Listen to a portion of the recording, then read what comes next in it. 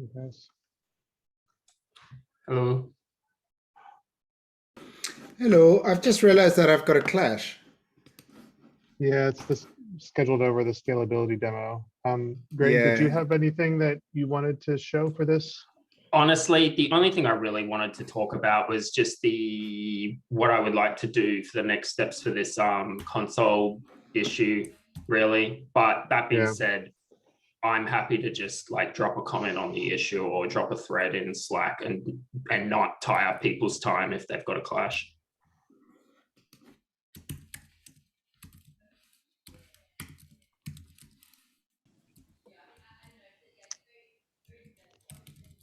Hey everyone.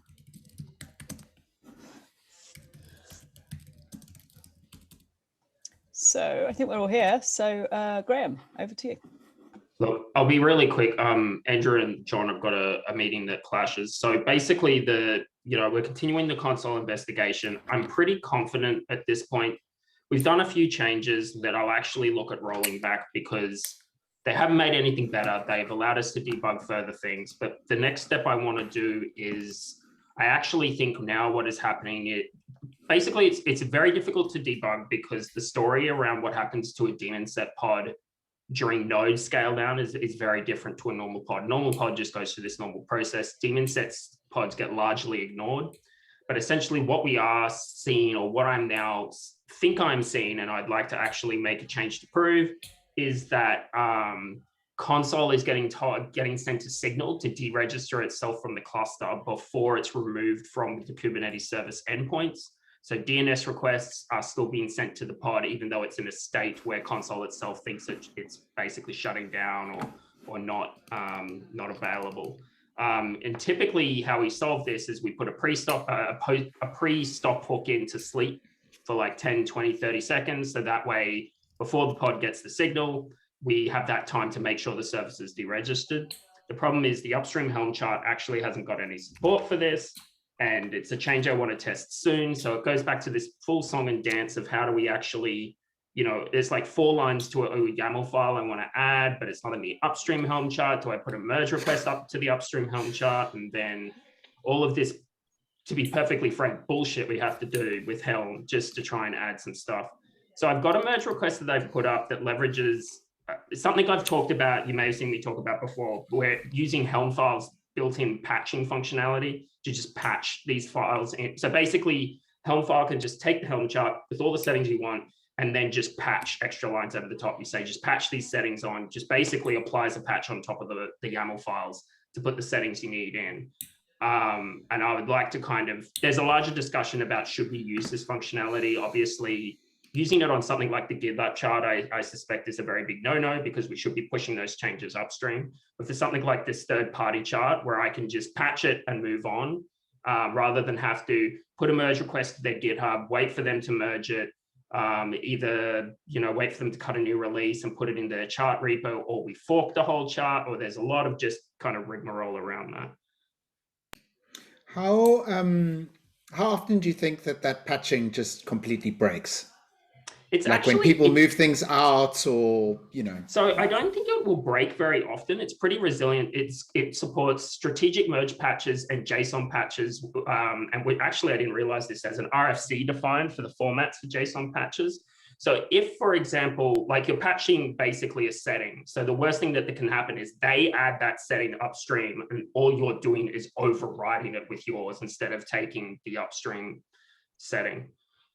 So what about if people move things into other files, or it's on the final? Yeah, sure. So in that case, it actually still would work, because how the patch matches is by the Kubernetes object name and type. So unless they change the Kubernetes object name, so Helm renders the whole thing out into one giant big list of manifests, list of Kubernetes objects, and then your patch is not just like a text diff, it's like a find this object with this API version, with this name, with this, like an ingress of version API 1, and then please patch that. It's not impossible for them to rename things or change a role to a cluster role, so it could break. It's definitely possible, but it is a little bit more intelligent, fortunately. Yeah, that's pretty clever. We already do this in Tanker. Like Tanker actually makes heavy use of this already, like the Tanker deployments stuff, because it's all JSON. They can just be like, here's a Helm chart for Prometheus, and they just basically use JSON to patch all of the bits. Because, you know, our stuff is very, you know, not standard, but it's a little bit trickier than the default setup. Anyway, I don't want to derail the conversation about that too much. I can put the DMR up there and ping you guys on it to have a look. But the end result is I would like to try and test this setting for console, because I think if this, I'm confident this should have made things better. But it's just like, there's two parts to this: is the console problem and this whole workaround, like the workflow we have for trying to do simple manifest changes when we have a third-party upstream chart. I'm absolutely not against forking their chart either and just keeping a local copy temporarily, even until we figure this issue out. And then once we figure the issue out, I can put a merge request up to console Helm and like do the proper thing. It's just trying to, I want to close this quickly because I know this is going to start holding up API migration. Yeah, that sounds good. Do you want to, do you want to confirm it locally? Is that the most efficient way to confirm it locally and then put the charts change in? Yeah, so there's two parts. I've confirmed, like, I can put an MR up with something that works. So I've confirmed that works in pre. The problem is testing that this fix will fix the console problem is hard, because the only environment that's exhibiting the problem is production. So I'd need to actually roll it through pre-stage and production before I could definitively say it fixes the problem. I won't go into too much detail, but thinking about it more and more, the model that they have for deploying console in the Helm chart, which is the daemon set, works well for the use cases they prescribe. But for the DNS use case we have, I think it's not the best deployment strategy. So for example, in production, we run 70 console pods, and we're serving DNS traffic to a lot of pods, but DNS traffic is not heavy. It does seem like a lot of console pods to service DNS requests. But if you're doing the actual console HTTP API and service registration, deregistration, all those other bits and pieces, it makes more sense. And in that model, they say use the daemon set and only talk to the console pod on your node, which is the next step. If this fix that I have, or this change I have doesn't work, then we absolutely need to basically change to every pod needs to only talk to the console pod on its own node. And we just eliminate that whole, what are other nodes doing altogether. And that is blocked on a GitLab chart change happening, and also would be blocked on potentially a GitLab application change as well. What would be the application change? So at the moment, I can inject the host IP of the Kubernetes node via an environment variable, but we expect that setting to be in a text file. So we'd either have to change the GitLab, or we'd change the GitLab app to either read the environment variable if it can't already, or I just have to add a new init container, which I think I could probably do. And maybe that's the simplest. I just get an init container that copies the environment setting into the proper location and file. So maybe there isn't an application change needed. I would need to kind of figure out how that would work. Okay, if there is, that's absolutely fine. We can call people in to help. I was just, just curious about what we might want to ask for help with. Do you need any help on this, Graham? Look, I think I'm okay at the moment, because I'm pretty sure I know one of these two things is going to fix it. It's just it's actually, as I said, it's so simple changes, but just actually doing the right thing to get those changes. I can go in the environments right now and just hack those changes in by hand, but it's, trying to do the right thing and getting these changes properly deployed, I guess, is the tricky part. Yeah, absolutely. Absolutely. Well, we don't have to absolutely rush to get this done today. Great. I think good to know what approach we need to take. But in terms of where Skarbek is with the other sort of side of the API work, I think he's still working through the Nginx rate buffering work, or certainly that will be the first piece we need to resolve. Then we need to run some traffic on Canary and see how that looks. So that will be some days, and then we'll get to the point where this becomes a blocker. Sure. Oh man, it's like, I'm a bit nervous about even going to Canary with this issue. I mean, maybe not, I don't know. I know we've just had other Postgres issues recently. I'm nervous about putting undue load on the Postgres cluster. But yeah, look, that's fine. We'll just take it as it comes, I guess. Yeah, okay. So I guess for my next steps, I'm happy to capture all this onto the issue itself, and we can kind of make a decision. I can kind of go through the different options I have for actually rolling out at least some of these changes on what they're blocked on. And then we can kind of work out what the best option is there.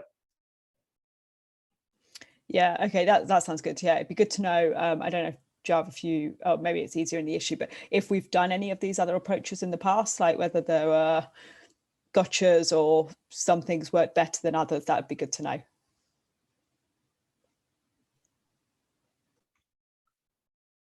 No, I don't have anything. Sorry, I was sort of I was multitasking, so I didn't really. That's get the okay. first Yeah, part. no, that's fine. Like, that would be good Yeah. though. Let's get that on the issue about like what options we've got, and then work out like which one, like if we've done any of these before, or whether we, whether we can work out which would be the easiest, safest approach to take. Hey, Graham, just so I understand kind of where we are from a very high level. Sure. We first increased we add like reservations to the pods for console, and that seemed to clear up most of the errors we were seeing. And now the remaining errors we're seeing, we think will be eliminated entirely, hopefully, if we keep traffic on the same node. Is that where we Yes. are now? And No, sorry, you're right. I was just going to say, I'm pretty confident that, the last series of errors is just due to sending traffic to nodes that we know we should probably not be sending traffic to because they're due for deletion. And the reason they stick around in this bad state is because they're daemon set pods, which are explicitly ignored by the horizontal, the node autoscaler in terms of what it's telling people to evict. Right. Okay. And it's like the error rates, it's hard to tell how big or small this error rate is, but for a service like this, we're still getting, like, sometimes within a 30-minute period, we could get 100 or 1,000 of them. So it's enough that I'm like, this should be a bulletproof service. We really don't want things flip-flopping between the slave and the master. Like, we really don't want that, in my opinion, anyway. So we really should get this error sorted as much as we possibly can.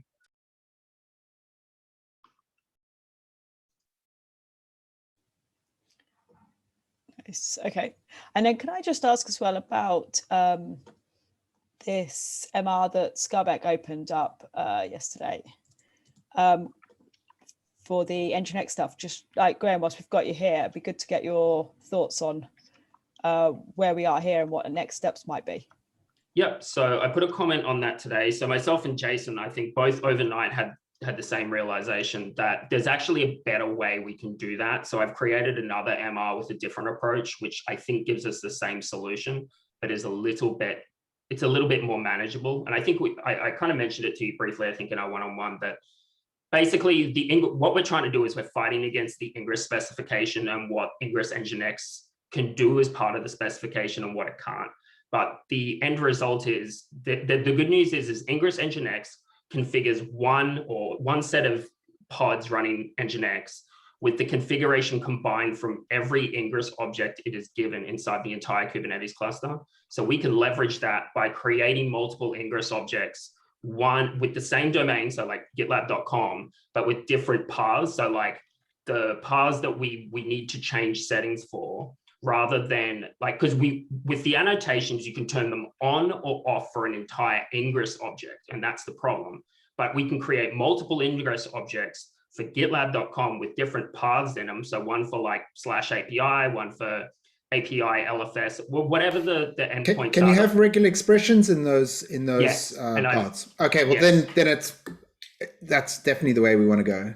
Yeah, so I've got the MR up, and basically I just create an extra Ingress object that has the regular expressions for all those problem endpoints and the buffer settings set to like off or whatever the changes were. And then I tested that in pre, and the one Nginx configuration that that was generated looked fine. It had the location, proxy buffer off, and then the standard API location, proxy buffer on, and Nginx obviously works off the most exact match. So that should fall through we should test this obviously, but it looked to me like that will solve the issue.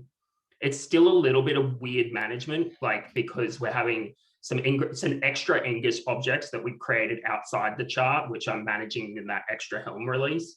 But we can push that up to the chart easily. We can just figure out a way for them to create multiple Ingress objects in the chart. And then like when they've done that work, we can just change that over. Yeah, surely we would want that in the upstream chart. I think like this, so, yeah. There's no reason anyone wouldn't want those same settings, right? Sure, yeah. That's awesome. That sounds so much better. It is. It's good. The only thing we do need to be aware of is it might be luckily an implementation quirk of Ingress Nginx. So if we do have, well, let's be honest, all those annotations we're using for these settings are Ingress Nginx specific. They are completely ignored by any other Ingress technology, which is why the Ingress spec is problematic. But so as long as we agree that we can put it in the chart, we can set all this up, but if people decide not to use Ingress Nginx, which they might not, they might use the Amazon one or the Google one or whatever, then that's up to them to figure out how to configure it. And there's no generic like proxy, buffer requests. There's nothing. No, well, then so we can't guarantee that it'll work, right? I mean, we can't. Yeah. Surely, yeah.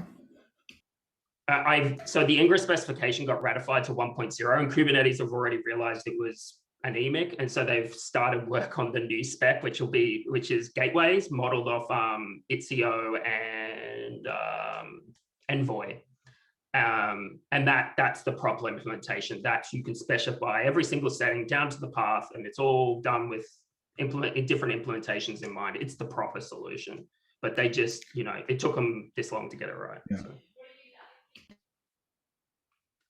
But this will get us out of that. This will get us over the line, and in a way that's not completely as horrible. Awesome. Yeah, really nice. Excellent. Good progress there. Awesome. Is there anything else anyone wants to discuss? Demo?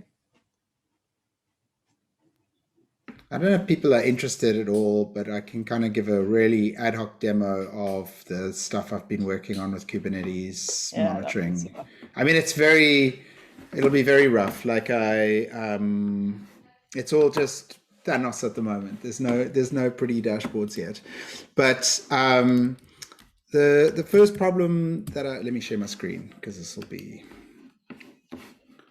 a very rough demo.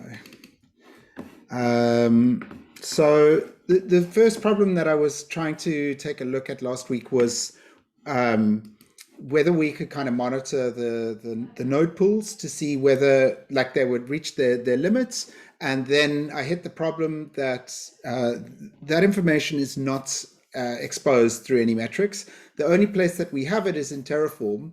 And so the first way that I tried to fix that was with I made a change that I put all that stuff into Terraform vars, but I realized that even with the Terraform vars, like every environment has got different sizes.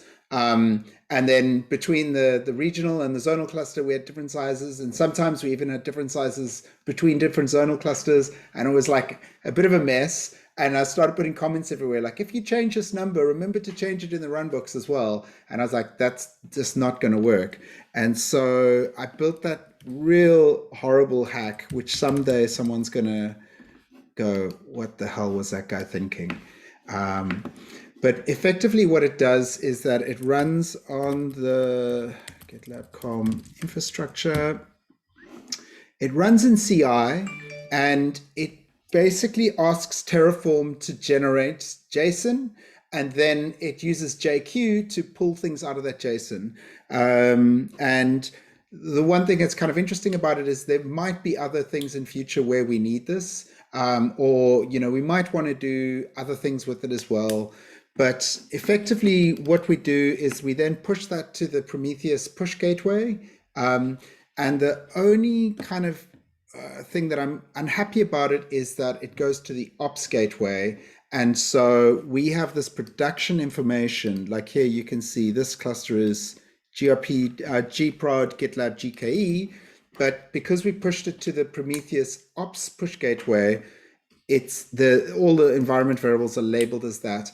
And there's one other problem with this, and that is that we do all of our saturation monitoring in Prometheus, not in Thanos.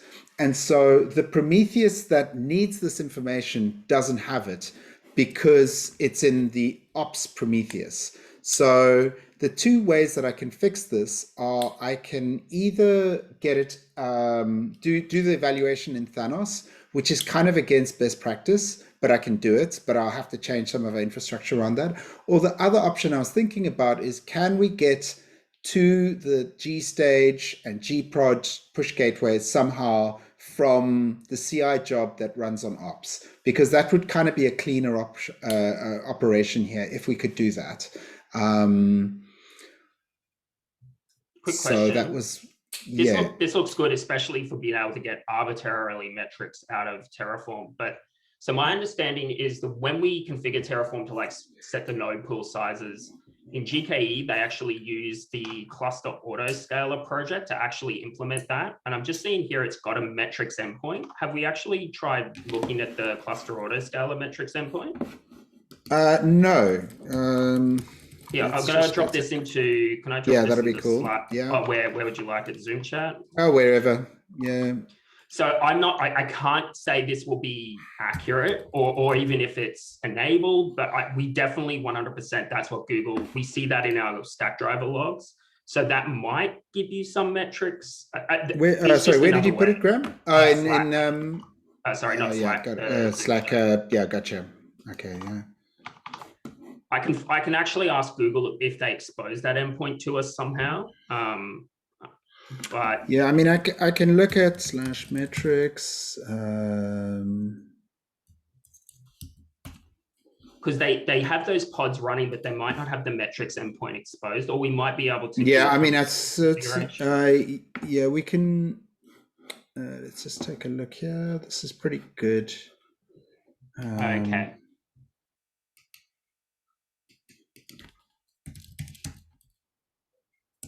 Probably autoscalers are better. See, these are. But that's the pod. Yeah. So I wonder if the cluster autoscaler metrics I can go and have a look and confirm if there is the cluster autoscaler metrics. Yeah. So I asked Google in the Slack channel, and honestly, I kind of felt like they were like, oh, why do you need this? Like, just work on service level indicators, and when things go down, I was like, no, that's not how, maybe that's how Google do things in the infinite cluster. But so they kind of come back to me. But yeah, I looked around quite a bit and I didn't see that. But that's also, cool. Thanks for that link. I'll definitely go look at it. The other thing I just realized as well is they could be using this, but if they're running it on their masters, we don't see it and get access to it anyway. So maybe that's the problem, is maybe they are using it, but we're not going to be able to see it anyway, in which case it's a moot point. It'd be cool. This has got some good metrics. Yeah, that is, Okay, cool. I'll definitely take a look at that a bit and try and understand what's going on there. But that looks super interesting. Thanks for the link. No so then effectively what we can do is we can count up how many nodes we've got, and now we have these numbers here, which is the number that we set in Terraform, and either we can do, I think I'm going to go with Thanos for the moment, even though I don't really like that solution, just because I can do it. But I don't know if anyone's got any thoughts on how we could reach, like, firstly, do we have a push gateway for production? Jarvis, the person I'm looking at most on, he'll be able to answer. Or Graham, if you know the answer, or anyone else. I was going to say, I don't know the answer. Yes, we do. It's running, I think, on the black box VM. We should probably same as ops. Yeah. We should probably move the push gateway to Kubernetes, and maybe one push gateway makes more sense. I don't know, like just have it in ops, one per one. Well, the reason one per environment that I wanted is I wanted one per environment because of the like what I was saying is that I need to evaluate this in Prometheus, but I've only got half the metrics in Prometheus now. The other half is in the ops Prometheus. And so I actually need one per environment, but also I need to be able to access it from ops GitLab net, ideally. Yeah. Oh, well, that should work. I think ops is peered so that it can get to. I've checked and DNS resolution doesn't work. Well, DNS unless- I resolution is haven't- definitely not going to work. You have Yeah, to set up a DNS for so like the internal IP. technically I could get through if I can. Okay, that's interesting. So I should be able to peer from ops to that push that one. It might already be peered. I think it is, but I'll have to double check. See if you can reach the IP. If you can, okay. what we have Then- typically been doing is setting up DNS entries in Route 53 using the int.gitlab.net. Yeah. It sucks because it's public, but that would give you a DNS endpoint. Yeah. Okay, and it's just an internal IP on that. Make sure it's a statically allocated internal IP, not an ephemeral IP. It should be statically allocated internal IP. Okay. In that case, I might actually switch over to pushing to the appropriate push gateway, because then, like, it's just less technical debt, and it's like at the moment I was thinking of doing all this weird stuff in Thanos Ruler, and like there's places where we break the rules of Thanos Ruler, but we know very much why. And this is one of the cases where we're breaking their recommendations, but like against their rules. Like, so, okay, cool.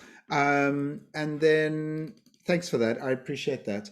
The second thing that I did was, I can't even remember. The node pool labeling. So basically, this is also like really boring at the moment because we don't have any dashboards for it, but we've got a whole bunch of things like node, load 15, for example. Now, obviously load is not a particularly useful one, but there are other ones, like I was looking at the OOM stuff this morning. So we can say here type equals sidekick now, which we could never do before. And we can get the load on the nodes that run sidekick. And what I was looking at this morning was like mkills, I don't know, whichever top K 10 comma. We still don't have strict enforcement of what workloads run where. We really need to circle back to that issue at some point. Like I've been calling it affinity. Like generally, if we're getting OOMs on this fleet, it's probably sidekick. But this morning we noticed that it's actually some Google metrics agent is OOMing. So here you can see in the last 10 minutes, you know, this node, which we treat as sidekick, has had 2 OOMs in the last 10 minutes. So, and that's what I was looking at this morning. But we can start tying in like the health of those nodes to different clusters. And also we've got like, whether they're canary or not. It's interesting that it's also happening on the registry nodes. I wonder if it's the same thing. So do we run our canary pods on specific nodes? Do you remember, John? Yes, we do. Okay, we do. I'm not a big fan of the way that we've done this, but I don't know if it's technical debt or deliberate. Yeah. But we run the canary nodes on the regional cluster, and we run the non-canary on the zonal clusters. Well, I mean, I don't have a good alternative for that without the overhead. I mean, like, what would you prefer us to What about do? So what about if we just had a fourth, like a zonal cluster, which was the canary? So I mean, there's 2 options. The one option is we just run them on the same node pools, because there's no real reason to separate them. But I know that from a Helm point of view, that's difficult because there's problems with Helm in doing that, as far as I understand. I'm sorry, run them on the same node pools. What is them in this context? Sorry, canary and main stage main and stage canary. Run them, mix them together in the same cluster. But there is an advantage. You see that, like, we get if we deploy to the regional cluster first, that gives us also the advantage of deploying to canary first for configuration changes, right? Like, isn't that good? So, I thought it was a good thing. So the reason why I was surprised by it, let me rather put it that way than dislike it, is that the canary is a regional, and then all the workloads are zonal. So it's kind of like it's different. And there's, first of all, it was kind of surprising to me because I was like, oh, why have we still got Git in the? But that's maybe just my naivety. I see. But then it's different from the rest of the class. It's a different setup, and that surprised me that it's not the same thing. I do remember, I think, going off your point, Jav, about configuration changes in Canary. It's we at the moment conflate, like, we use environment, quote unquote, the Helm file environment or Helm environment to, like, we actually we use that to mean cluster it. Like, really what we should have is that there's an environment which is Canary, there's an environment which is production, and then there's a cluster which is a zonal, regional, whatever. Like we should be having two environments with multiple clusters inside them and be modeling around that. Whereas at the moment, that repo we've got just models off an environment, and Canary's an environment, then the regional, zonal. And I'm happy to change. I'd love to go back and turn that model around, because it is starting to, like, we're seeing already, it's starting to be tricky. But it's obviously a bit of work to kind of go in and do that. I don't think it would be that much of a change for us to disable Canary on the regional cluster and just have the Canary namespace and all the Canary pods deployed to each of the zonal clusters. That is a very straightforward change. We would have, like, a little bit more, maybe we would have more provisioning than we need, because, like, there's not a lot of Canary traffic, but we could do that. You want to do that?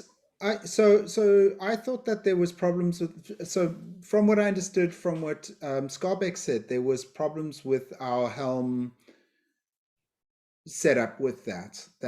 So you're talking about running them in the same node pools and the same clusters, but yeah. Okay. Yeah, there shouldn't be. I can't think of anything. No, but... there's no. That was okay. I think the only reason I was thinking keep it on the regional cluster was because, one, it's kind of nice for config changes, right? We deploy to the regional cluster first, and the blast radius is much smaller. So that's one reason. And the second reason is that Canary doesn't have a lot of traffic, and there is sort of a bit of an overhead by duplicating our Canary resources by 3, right? Like, but maybe with auto scaling, it's not a big deal. Like, I mean, but would you run that in the same node pool? So for API, we run it in. So from a resourcing point of view, it's not. It's just sharing the node pool with the main You're stage. probably right. I mean, with the way things are packed, it might be cheaper to do it this way. Another reason you could argue another reason to do it is for network traffic to keep it in the same availability zone. Right now for Canary, for HTTPS Git, it crosses AZs because, okay, you know how this works. So yeah, so I'll open up an issue to. I was going to say, can we get an issue to, like, think about, like, what's involved? What's the benefits of doing it? Like, aside from it being a bit surprising that Canary's got a different setup. Well, it sounds like it makes our metrics. It'll make our metrics a bit easier or a bit more sensible, maybe. Yeah, I mean, it's not, from a metrics point of view, it's not a big deal. It was like it's like I guess from my point of view, it's just that it's running in a different thing, but that's not a really hugely persuasive argument, right? Like I don't think it's urgent in any way, certainly. But those cluster sizes are like, I mean, I think it would be more efficient as well, because running those node pools for API Canary and Git Canary, and I think we could pack those in better as well. But I don't think it's a massive urgent issue. It just seems it would be nice if it was kind of running in the same way, and then potentially it could pick up some more problems that we see in like if there was a problem with the way we deploy with zonal deployers, we'd get that in Canary as well. Where at the moment I mean, I can't imagine there'd be a huge number, but yeah. Okay, yeah. And maybe it fits well with like some point in the future, I guess, once we've got through the Kubernetes migration, there's like Canary can totally change, right? Like it doesn't have to be set up how it currently is. Yeah. Like for example, we could do more like gradual traffic rollout as we go through a regular deployment. Cool. Yeah. Rainbow deploys be great. Yeah. Yay. Yeah, definitely. That would be awesome. Okay, well, let's get an issue and then we can look at the, like at least work out if this is something we want to plan in for the future, or like, is this an approach we'd actually want to take, or is there other things we need to watch for? Cool. Awesome. Is there anything else anyone wants to go through? No? Awesome. Okay. Well, thanks for demos and discussion, and enjoy the rest of your day. Cool. Take care. Thanks, everyone. Bye. Bye.